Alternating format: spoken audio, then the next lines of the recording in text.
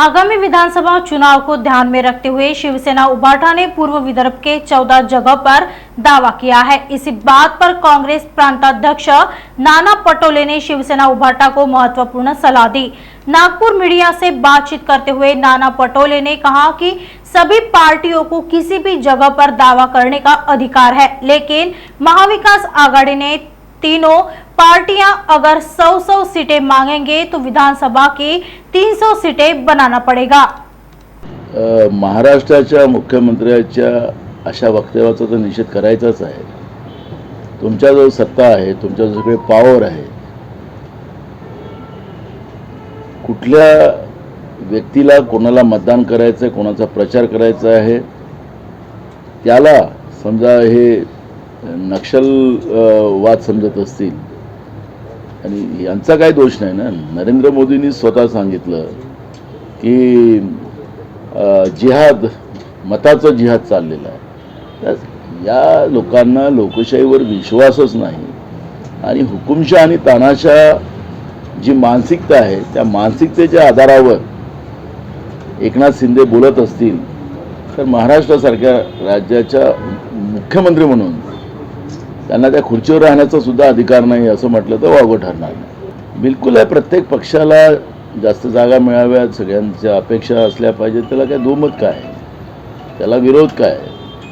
मूळ प्रश्न असा आहे की काँग्रेसने लोकसभेच्या निवडणुकीच्या वेळेस सुद्धा आपली भूमिका मांडलेली होती की मेरिट प्रमाणे जागा वाटप झाल्या तर त्याचा फायदा महाविकास आघाडीला होणार, याच्यापेक्षा चांगलं प्रदर्शन आपल्याला करता आलं असतं। पण घटना संपली आता ते, पण आता विधानसभेला सुद्धा त्या पद्धतीचं प्रत्येकाने विचार करावा, एवढंच काँग्रेसची भूमिका आहे। मग आपल्याला 300 जागा करावं लागतील, आता 288च आहे। मूळ प्रश्न तो नाही आहे, मूळ प्रश्न मी तुम्हाला सांगितलेला तो आहे। आणि काँग्रेसनी महाराष्ट्रात सगळ्यात जास्त जागा जिंकल्यात, त्याला काही गोदी मीडियाला, काही यूट्यूबचे काही चॅनल आहेत त्यांनाही त्रास झालेला आहे। तर स्वाभाविक आहे की काँग्रेस आता सध्या टार्गेटमध्ये आहे असं मी गेल्या 2 दिवसापासून पाहतो आहे। माझा मूळ प्रश्न असा आहे की निवडणुका झाल्यात, निवडणुकीला आता बाकी वेळ भरपूर आहे, 4-5 महिने आहेत, त्याची तयारी प्रत्येक पक्षाने सुरू केलेली आहे। पण महाराष्ट्रामध्ये किड्यामाकोड्यासारखी लोक मरतात आहेत, उष्माघातामुळे मोठ्या प्रमाणात लोकांचा मृत्यू होत आहे महाराष्ट्रात। शेतकरी वेगळे आत्महत्या करतात आहेत, तरुण आत्महत्या करतात आहेत, नीटच्या परीक्षेचा घोळ तयार झालेला आहे, पालक लोक चिंतेत आहेत, मुलांचं भविष्य अंधकारात आहे। या विषयावर काय चर्चा केली जात नाही? या विषयावर जनतेच्या प्रश्नावर गोदी मीडिया किंवा काही यूट्यूब चॅनलचे जे आहेत पैसे घेऊन काम करणारे, त्यांना या सगळ्या गोष्टीवर वाचा फोडायला काय अडचण आहे? हे निवडणुका झाल्यात, आता खऱ्या अर्थानं महाराष्ट्राची प्रतिमा, महाराष्ट्राच्या जनतेचं रक्षण हे सगळ्यात महत्त्वाचा मुद्दा, आणि काँग्रेस ते मुद्दे घेऊन चालतोय। आणि बाकीच्या लोकांच्या पोटात दुखत असेल तर त्याला आमचं काही दुखत नाही। पण मूळ प्रश्न आहे की आज महाराष्ट्रात जनता सुरक्षित नाही आहे।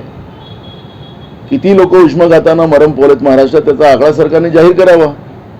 पिण्याचं पाणी नाही आहे, वन भटकतात पाण्यासाठी, पाणी घ्यायसाठी, पिण्याच्या पाण्यासाठी लोक उष्माघातात मरतात आहेत, सरकारला चिंताच नाही। त्यामध्ये मोठ्या प्रमाणात टँकर माफिया तयार करून ठेवलेले आहेत। काय चाललं काय या महाराष्ट्रामध्ये त्याच्यावरची चर्चा होण्याची गरज आहे। पण जी काय राजकीय ओरड आणि गरड हे दोन्ही गोष्टी ज्या संपायलाच नको, व सत्तेमध्ये बसलेले आहेत, आलं ना तुमचं मोदी सरकार, तुम्ही आहात सत्तेमध्ये, बहुमताचं सरकार आहे, त्यांच्याच महायुतीमध्ये रोज महाभारत चालत आहे। पण मूळ प्रश्न आहे की या जनतेच्या प्रश्नाकडे कोण लक्ष घालणार?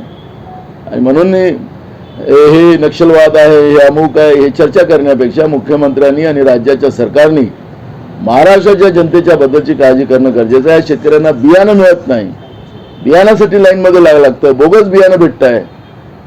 स्वतःचं महामंडळ ज्याच्यात बीज निर्माण करण्याचं काम शासनाचं आहे, त्याच्याजवळ बीज नाही।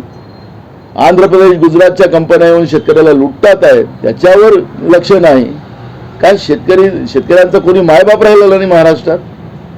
अशा परिस्थितीत या महाराष्ट्राला आणून ठेवण्याचं काम झालेलं आहे।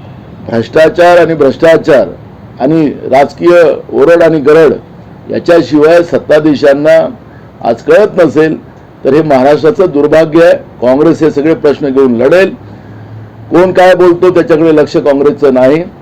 काँग्रेसचं लक्ष जनतेच्या प्रश्नावर आहे. जनतेला न्याय मिळवून देणं हे काँग्रेसची जबाबदारी आहे आणि त्यासाठी काँग्रेस लढत राहील.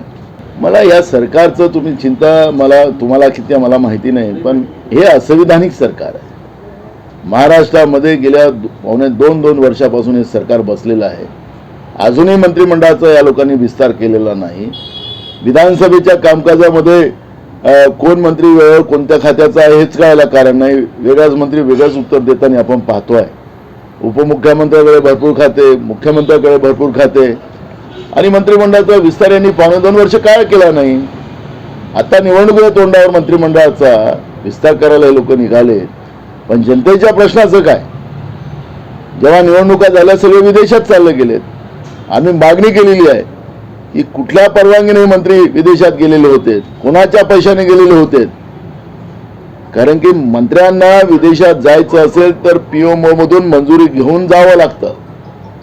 यांना पीएमओनी मंजुरी दिली होती का? नागपुर समय, गली से दिल्ली तक।